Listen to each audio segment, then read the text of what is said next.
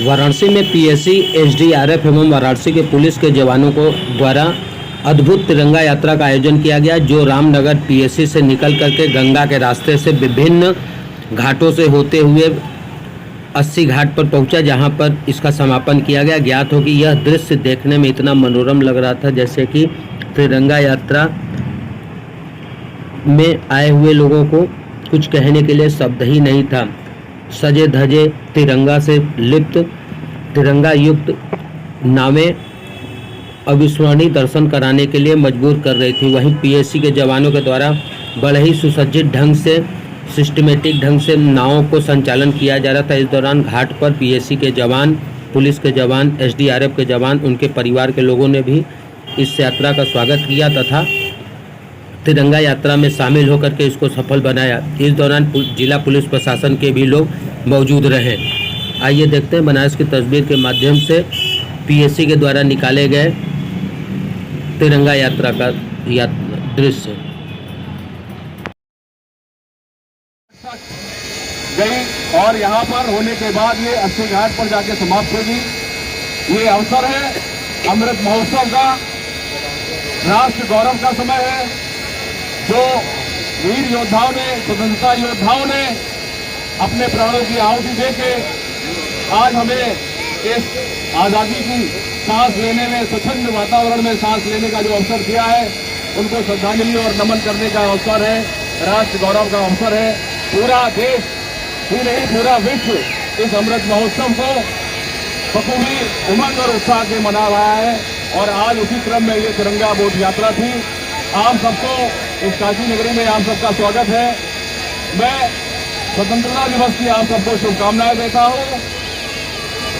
भारत माता की भारत वंदे वंदे वंदे।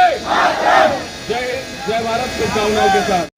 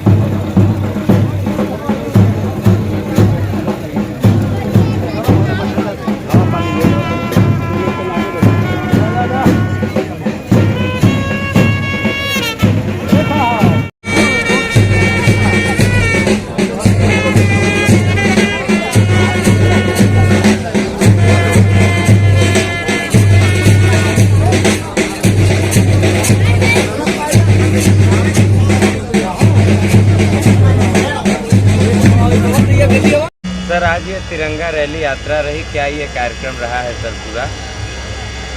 ये तिरंगा यात्रा जो दोनों वाहिनियों को मिला के 36 और 34 के संयुक्त रूप से एक हमारा तिरंगा यात्रा रही है। गंगा जी के घाट पे अस्सी घाट से शुरू होकर के और हम लोग पंचगंगा घाट तक गए, फिर आके दशाश्वमेध घाट पे समापन हो रहा है।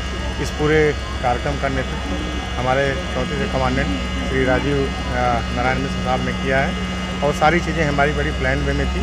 एक मैसेज जो हमें देना था, नहीं पूरा राष्ट्र इस अमृत महोत्सव में एक है। आप भीड़ देख रहे होंगे पीछे, लोगों ने हमारा जो है स्वागत किया हर हर महादेव के उद्घोष से, वंदे मातरम के उद्घोष से।